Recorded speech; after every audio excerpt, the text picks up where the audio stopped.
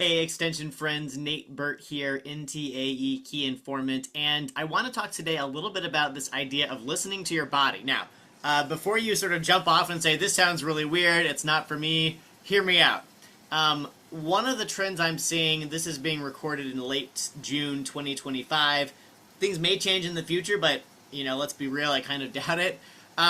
It seems like a lot of my clients across, nonprofits, associations, academia, etc., are often really torn between doing great work all the time and taking care of themselves, both on the job and off the clock. So what I mean by that is I hear a lot about how busy people are. I hear a lot about sickness or people who are on meetings who probably should be in bed or resting. And again, look, I get it. The pressures of a busy career, the pressures of lots of competing projects, deadlines, maybe lack of, for whatever reason, maybe there's like a financial reason that you need to keep working or whatever. Most of us need to pay the bills, right? And put a roof over our heads, put food on the table. So there are lots of reasons why people sort of neglect or push pause on their own well-being in order to focus on the work at hand. But what I want to challenge you with today is that there are some proactive steps you can be taking so that you can begin to anticipate when you're running into physical or mental well-being challenges. And I hope put some guardrails in place in your career and in your life so that you're able to invest in your own well-being and also do the work that matters to you as it relates to climate, as it relates to yourself as an extension professional. So let me give some examples of what I mean. And again, I hope these can be helpful to you. And again, you may say, hey, Nate, I'm doing all of these things already. I'm really good at this. I know how important it is to take care of myself. And if that's you, great. Maybe this provides some reinforcement.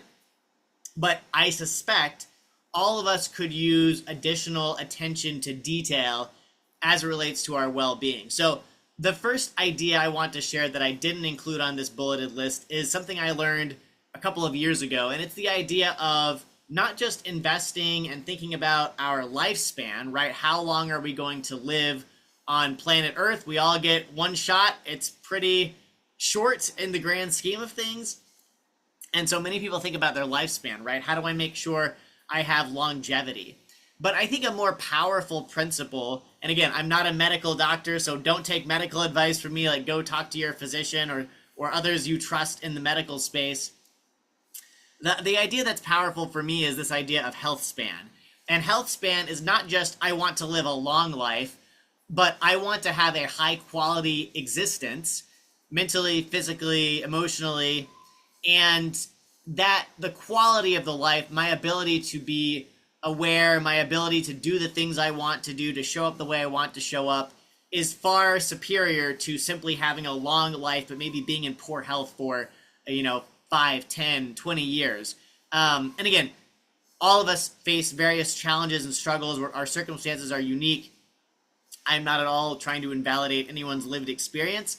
I'm simply saying there are probably ways all of us could be more proactive at helping to stack the deck in our favor, so to speak, with regard to health span.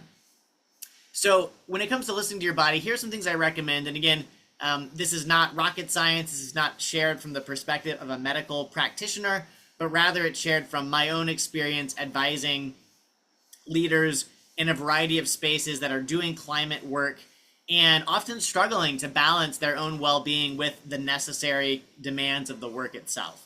So the first thing I want to encourage you to do is just get metacognitive, right? Think about your thinking.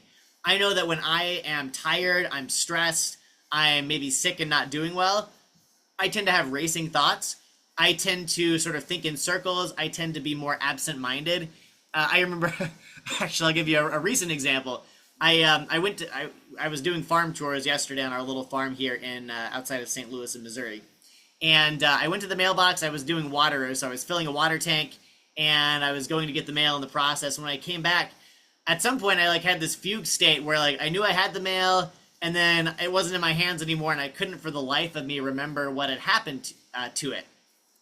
I found it eventually, but my point is that for whatever reason, whether we're lost in thought, whether we have a big project or deadline that's looming and we're sort of perseverating over it, or whatever the case might be, we often sort of lose track of our thoughts. We lose track of, hey, what are my thoughts telling me about my overall well-being? So listen and get to know the patterns, right? When you're doing really well, when you're feeling great, when you're full of energy, what are your thoughts like?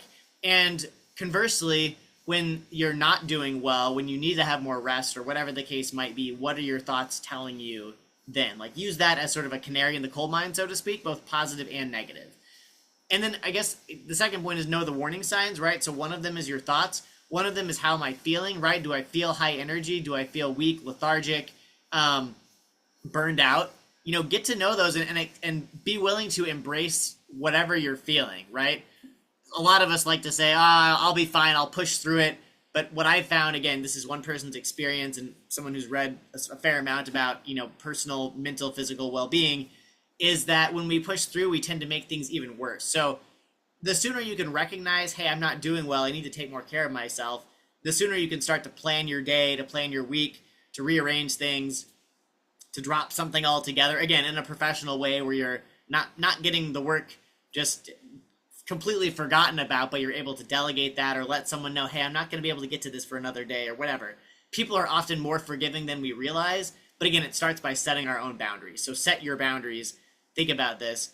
Appreciate the risks, right? Okay, if I continue to push through the pain, so to speak, what are the real challenges going to be for me and my career, for the value, the quality of the work that I'm delivering within Extension on these climate issues that really matter to me?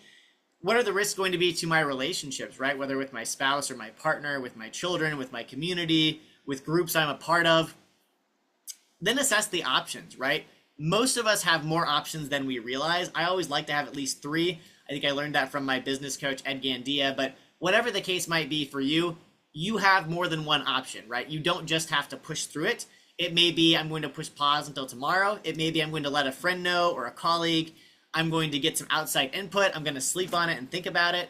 You have options. So take those options, especially when it comes to your quality of life and your career. Next, think with a long time horizon, right? I might be able to push through things and burn the midnight oil and get up early in the morning and maybe not eat lunch. But increasingly, I hear from people who are so burnt out, like physically, they get to the point where their body is completely exhausted. They have to take time they weren't expecting off of work.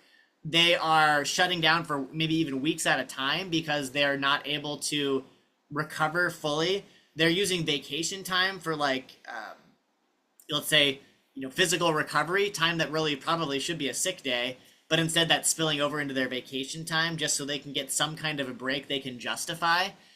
Don't let that be you, if possible, right? I mean, I know that sometimes it feels as if you have no choice, and my hope is that if you think about the long-term sort of ripple effects of your decisions today, you can start to be proactive and make decisions today that maybe feel short-term, but in the reality are going to pay dividends for months and years to come. Weigh the outcomes of each of those choices and then adjust as needed, right? Learn from what those choices lead to, right? Are you feeling more rested because you took a nap or because you paused a decision for a day to think? Or are things really that bad where you need to just evaluate your workload in general? So think about these things, adjust as needed. And then my question for you this week is, what's one thing you can do today to prioritize your mental and physical well-being? You don't have to share, but if you'd like to, I'd love to hear from you about what you're doing to take care of yourself. Send an answer to me, nateburt@extension.org. Thanks so much for listening today. I hope this was helpful, and we'll see you soon on the next video. Take care.